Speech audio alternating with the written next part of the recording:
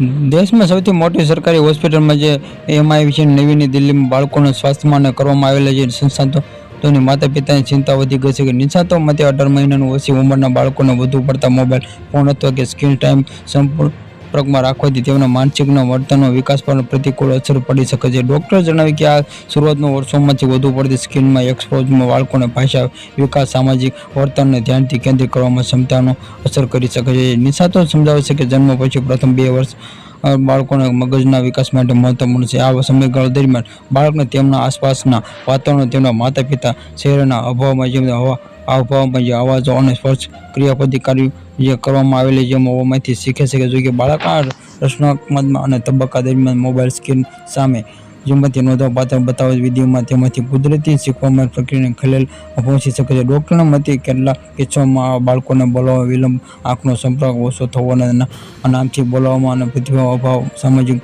પ્રવૃત્તિનો રસ ઓછા થવાનો પુનરાવર્તિત લક્ષણો દર્શાવી શકે છે. આ લક્ષણો ઓટિઝમ સ્પેસ અને ડિસઓર્ડર જેવી ન્યુરોડિક અને પેમેન્ટમાં સ્થિતિઓ સાથે સંકળાયેલા હોઈ શકે. જો કે આ ફક્ત મોબાઈલ ફોન જોવાથી ઓટિઝમ સીધું કારણ માનવામાં આવ્યું નથી, પણ ડોક્ટર માતા પિતા સ્ક્રીન ટાઈમ સતર્ક રહેવાની સલાહ આપી છે. ડોક્ટરે જણાવ્યું કે બાળકોને જન્મથી 18 મહિના ઉંમરની સુધી શક્ય તેટલું મોબાઈલ ફોન, ટેબ્લેટ અથવા કે ટીવી સ્ક્રીન દૂર રાખવાની જોઈએ. 18 મહિનાથી 6 વર્ષની વયના બાળકોને સ્ક્રીન ટાઈમના મર્યાદિત અને દરેક હેઠળ રાખવા જોઈએ. સ્ક્રીન રજૂ કરવામાં આવેલ શૈક્ષણિક ઇન્ટરનેટ હોવી જોઈએ. તેમાંથી માતા પિતાની હાજરીમાં જોઈએ કે બાળકોને ફક્ત શાંત કરવા માટે મોબાઈલ ફોન આપવાની આદત લાંબા ગાળે હાનિકારક સાબિત થઈ શકે છે. ડોક્ટરે જણાવ્યું કે આ ઓછો સ્ક્રીન ટાઈમ ધરાવતા બાળકોને વધુ શારીરિક અને માનસિકમાં આવેલા જે વ્યક્ત કરી શકીએ વસ્તુમાં સ્પર્શ કરીને શીખે તો લોકો સાથે વાતચીત કરીને નવા અવાજો અને ચહેરાને ઓળખે છે, પરંતુ અવાજમાં મગજના વિકાસમાં મજબૂત બનાવશે. તેથી બાળકોને મોબાઈલ ફોન આપવાને બદલે તે વાર્તાઓ કહેવા, રંગબેરંગી કપડાં રમવા